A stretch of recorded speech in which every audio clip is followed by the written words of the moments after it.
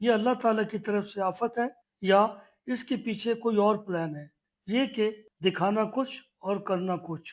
اللہ تعالیٰ عمران خان کو اپنی حفظ و امان میں رکھے، آمین۔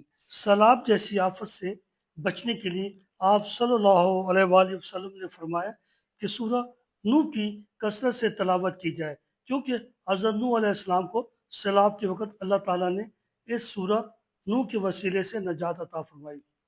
تو ہمیں کثرت سے سورہ نوح کی تلاوت کرنی چاہیے تاکہ ہمیں اللہ تعالیٰ اس سیلاب جیسی آفت سے نجات عطا فرمائے، کہ جیسے حضرت نوح علیہ السلام کو سیلاب سے نجات عطا فرمائی، اس طرح ہم سب کو اللہ تعالیٰ اس سیلاب سے نجات عطا فرمائے۔ میرے بچوں، ہم سب کو اس وقت دعا کرنی چاہیے۔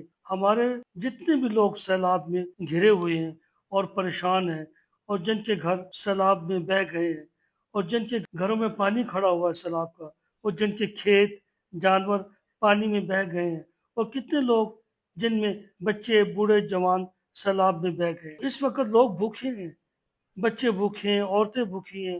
آپ صلی اللہ علیہ وآلہ وسلم نے فرمایا کہ اگر کسی علاقے میں رات کو کوئی شخص بھوکا سو جاتا ہے اور اس کے پاس کھانے کو کچھ نہیں تھا اور وہ بھوکا سو گیا، تو یقین جانے اس علاقے میں ساری رات اگر لوگ عبادت کرتے رہے، نمازیں پڑھتے رہے، جا نماز پہ پوری رات عبادت کرتے رہے صبح تک، مگر میرا اللہ تعالیٰ ان سے ناراض ہوگا کہ تمہارے علاقے میں میرا بندہ بھوکا سو گیا۔ مگر آپ دیکھیں کہ سیلاب میں کتنے لوگ، آپ دیکھ رہے ہیں کہ سیلاب میں اب تک کتنے لوگ بھوکے ہیں، ان کے پاس کھانے کو کوئی چیز بھی نہیں ہے، کیونکہ سیلاب میں سب بہہ گیا، ان کے پاس رہنے کا ٹھکانہ بھی نہیں ہے۔ یہ کس کا کام ہوتا ہے؟ یہ ملک کے سربراہ کا کام ہوتا ہے، کہ جس کو اللہ تعالیٰ نے ملک میں بڑا بنایا، یہ اس کا کام ہوتا ہے۔ یہ سارے معاملات دیکھے اور اپنی عوام کا خیال رکھے اور ان کے مسئلے مسائل حل کرے، کیونکہ اللہ تعالیٰ نے اسے اس ملک کا سربراہ بنایا ہے، تو یہ سارے معاملات اسے دیکھنے چاہیے، کہ جو ملک کا سربراہ ہے اور اس ملک میں جو معاملات ہوتے ہیں تو اس کا کام ہوتا ہے کہ وہ سارے معاملات دیکھے، کیونکہ اللہ تعالیٰ کو اس نے ایک دن جواب دینا ہے کہ میں نے لوگوں کے ساتھ انصاف کیا تھا یا نہیں۔ ہمارے ملک میں ایسا کیوں ہوتا ہے کہ ایک مصیبت ختم ہوتی ہے تو دوسری مصیبت شروع ہو جاتی ہے؟ ایسا ہمارے ساتھ کیوں ہو رہا ہے؟ یہ جو سیلاب آ رہے ہیں، پہاڑ ٹوٹ ٹوٹ کر گر رہے ہیں، اور پانی میں بڑے بڑے پتھر بہہ کر آ رہے ہیں، بہت بڑے بڑے پتھر، آپ سوچ بھی نہیں سکتے اتنے بڑے بڑے پتھر، اور یہ پانی کا کام نہیں ہے۔ اور پانی میں سانپ، بچھو اور ایسی کافی زہریلی چیزیں بھی اس میں ہیں۔ لوگ بجلی کے کرنٹ سے مر رہے ہیں، لوگوں کے گھر پانی میں ڈوب گئے ہیں، اور کئی لوگوں کے گھروں میں پانی کھڑا ہوا ہے۔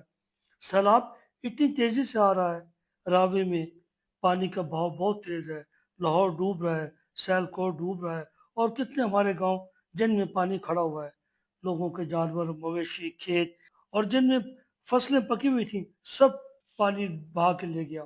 ہمارے ملک میں جتنے صوبے ہیں، یعنی پنجاب، سرحد، بلوچستان اور سندھ، تمام ہمارے پاکستان کے جتنے بھی ہیں صوبے، سب سیلاب میں گھرے ہوئے ہیں۔ یہ اللہ تعالیٰ کی طرف سے آفت ہے یا اس کے پیچھے کوئی اور پلان ہے؟ یہ کہ دکھانا کچھ اور کرنا کچھ۔ بہرحال جو بھی ہوگا وہ آپ لوگوں کے سامنے آ جائے گا۔ اللہ تعالیٰ عمران خان کو اپنی حفظ و امان میں رکھے، آمین۔ سیلاب کی وجہ سے لوگ بھوکے ہیں، کبھی کھانا ہوتا ہے ورنہ دن بھر بھوکا رہنا پڑتا ہے، نہ ان کے پاس رہنے کی جگہ اور نہ ان کے پاس کوئی کھانے کی چیز ہے۔ اتنا لمبا عرصہ ہو گیا، آپ سوچ سکتے کتنا عرصہ ہو گیا ہمارے ملک میں زوال ختم ہی نہیں ہو رہا۔ ہمارے نصیب سوئے ہوئے ہیں، ہم کب بیدار ہوں گے؟ ہمارے ملک میں کب خوشحالی آئے گی؟ لوگ پیٹ بھر کر کھانا کھائیں گے، لوگ بھوکے نہیں ہوں گے، ہماری صبح کب ہوگی اور کب اندھیرے سے نکلیں گے؟